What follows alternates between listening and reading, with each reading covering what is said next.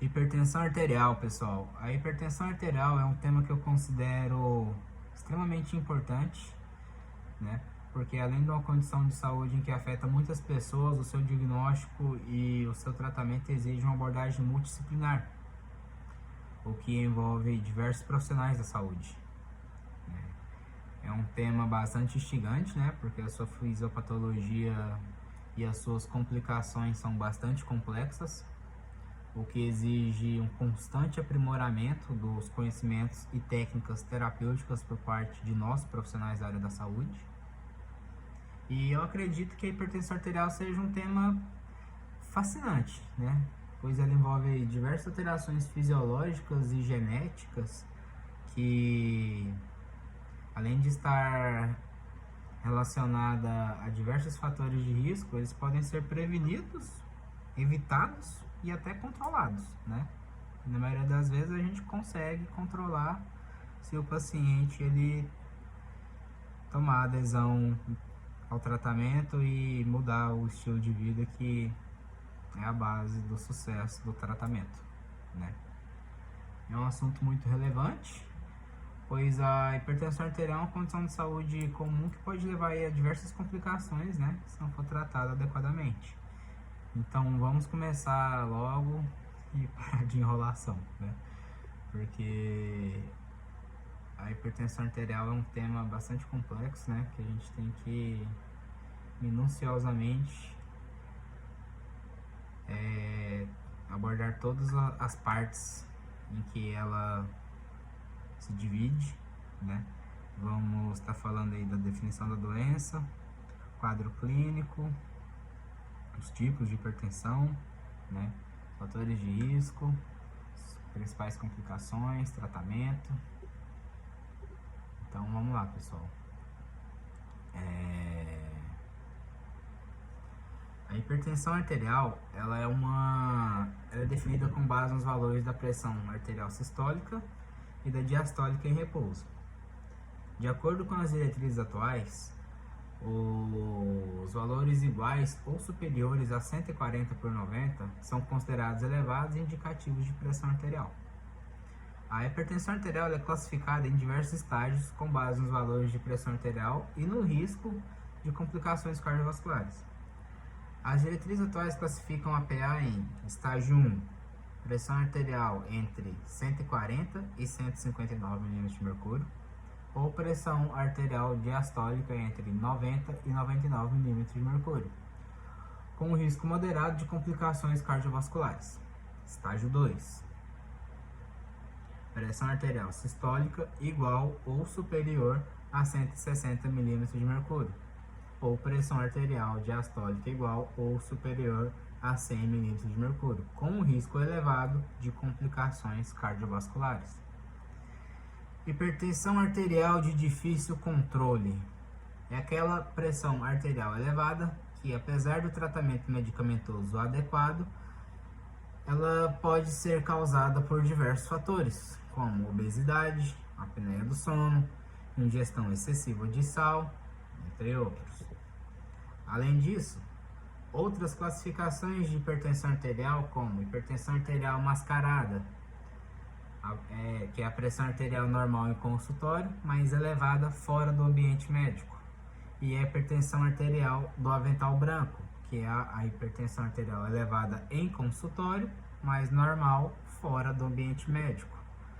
O conhecimento e definição da classificação da hipertensão ela é essencial para o diagnóstico e tratamento dessas condições clínicas.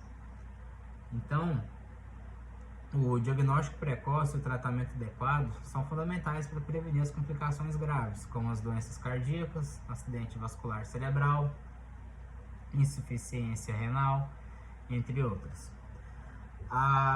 É importante que a gente entenda que a hipertensão arterial seja detectada o mais cedo possível, para que o tratamento possa ser indicado antes que os danos irreversíveis nos órgãos aconteçam. O tratamento adequado à hipertensão arterial envolve mudanças no estilo de vida, dieta saudável, exercícios físicos regulares, controle do peso e abandono do tabagismo, além do uso de medicamentos antihipertensivos, quando necessário. O objetivo do tratamento é reduzir a pressão arterial para valores normais ou próximos da normalidade, a fim de prevenir complicações e melhorar a qualidade de vida do paciente. Agora, a fisiopatologia. A fisiopatologia da hipertensão arterial é uma condição que ela é caracterizada por um aumento persistente da pressão arterial, que é definido como uma pressão sistólica maior ou igual a 140 mm de mercúrio, e uma pressão diastólica maior ou igual a 90 mm de mercúrio.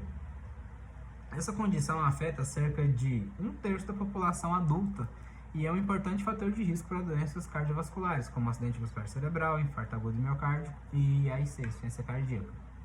A fisiopatologia da hipertensão arterial ela é multifatorial e ela envolve várias alterações em diferentes sistemas e órgãos do corpo. Uma das principais alterações é o aumento da resistência vascular periférica, que resulta em um aumento da pressão arterial. E esse aumento da resistência vascular pode ser causado por uma série de fatores, incluindo aí o aumento do tônus vascular, redução do diâmetro dos vasos e a presença de placas ateroscleróticas e disfunção endotelial.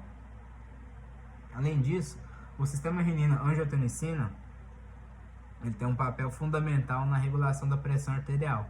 Ele é frequentemente ativado na pressão arterial. A renina ela é secretada pelos rins em resposta à diminuição do fluxo sanguíneo renal ou estimulação simpática. Ele atua aí convertendo a angiotensina em angiotensina 1. A angiotensina 1 ela é então convertida em angiotensina 2 pela enzima conversora de angiotensina, a ECA, que ela é amplamente expressa em vários tecidos, incluindo o sistema cardiovascular e o sistema nervoso central. Daí, a angiotensina 2 ela é um potente vasoconstrictor e estimula a secreção de aldosterona, que aumenta a reabsorção de sódio e de água pelos rins, levando a um aumento do volume sanguíneo e da pressão arterial. Os fatores genéticos também desempenham um papel importante na fisiopatologia da pressão arterial, da hipertensão arterial. E vários genes foram identificados como estando associados a um risco de desenvolver essa condição. Além disso, os fatores ambientais, como o uso excessivo do sal, o sedentarismo, o consumo excessivo de álcool e do tabagismo, eles também contribuem para o desenvolvimento da hipertensão arterial. O entendimento das alterações fisiopatológicas envolvidas na hipertensão arterial, ele é fundamental para o desenvolvimento das estratégias terapêuticas eficazes para a gente prevenir as complicações cardiovasculares graves. O tratamento da hipertensão arterial ela envolve modificações do estilo de vida, prática regular de atividade física, redução do consumo de sal e álcool e a cessação do tabagismo e o uso de medicamentos antihipertensivos. E esses aí pode incluir diuréticos, inibidores da ECA, beta-bloqueadores, bloqueadores da angiotensina 2 e bloqueadores dos canais de cálcio e outros agentes, né? E agora os fatores de risco. Quais são os fatores de risco aí para desenvolvimento da hipertensão arterial? Primeiro, idade. Hipertensão arterial aumentada com a idade, sendo mais comum aí em pessoas acima de 60 anos. 2. O sexo. A hipertensão arterial é mais comum em homens, mas após a menopausa a prevalência em mulheres se iguala ou até supera os homens. 3. Histórico familiar. Pessoas com histórico familiar de hipertensão arterial têm maior risco de desenvolver a condição. 4. Sedentarismo. A falta de atividade física regular pode aumentar o risco de hipertensão arterial. 5. Obesidade. Pessoas com excesso de peso ou obesidade apresentam maior risco de hipertensão arterial. 6. Tabagismo. Fumar aumenta a pressão arterial e pode contribuir para o desenvolvimento da hipertensão arterial. Todo mundo sabe disso. 7. Estresse. O estresse crônico pode levar ao aumento da pressão arterial. 8. Consumo excessivo de álcool. O consumo excessivo de álcool pode aumentar a pressão arterial e contribuir para o desenvolvimento da hipertensão. Dieta inadequada. 9. Uma dieta rica em sódio e pobre em potássio pode aumentar o risco de hipertensão arterial. É importante ressaltar que muitos desses fatores de risco podem ser modificados por meio das mudanças de estilo de vida, como prática de atividade física, alimentação saudável e equilibrada, cessação do tabagismo e controle fundamental para reduzir o controle medicamentoso, para reduzir a PA, para reduzir os riscos das complicações cardiovasculares associados todos a essas mudanças de estilo de vida. Agora, o diagnóstico da hipertensão arterial ela é realizado a partir de uma aferição da pressão arterial, que deve ser feita com o paciente em repouso, em posição sentada, com o braço apoiado em uma superfície e utilizando o aparelho de medição devidamente equilibrado. De acordo com as diretrizes atuais, considera-se hipertensão arterial quando a pressão arterial sistólica é maior ou igual a 140 milímetros de mercúrio, e pressão arterial diastólica maior ou igual a 90 milímetros de mercúrio, quando confirmada pelo menos 2 medições em momentos diferentes. Além disso, é importante avaliar se há presença de lesões em órgão-alvo, como coração, rins e vasos sanguíneos, por meio de exames complementares, como eletrocardiograma, ecocardiograma e dosagem de creatinina e proteinúria. Em caso de hipertensão de difícil controle ou suspeita de hipertensão secundária, pode ser necessário realizar outros exames complementares, como dosagem de renina e aldosterona, e tomografia das adrenais e ecografia renal quando necessário. A hipertensão arterial ela pode levar a uma série de complicações graves. Dentre elas, temos a primeira, a doença cardiovascular. A hipertensão arterial crônica pode causar danos aos nossos vasos sanguíneos, aumentando o risco de doenças cardiovasculares, como doença coronariana, insuficiência cardíaca, acidente vascular cerebral e doença arterial periférica.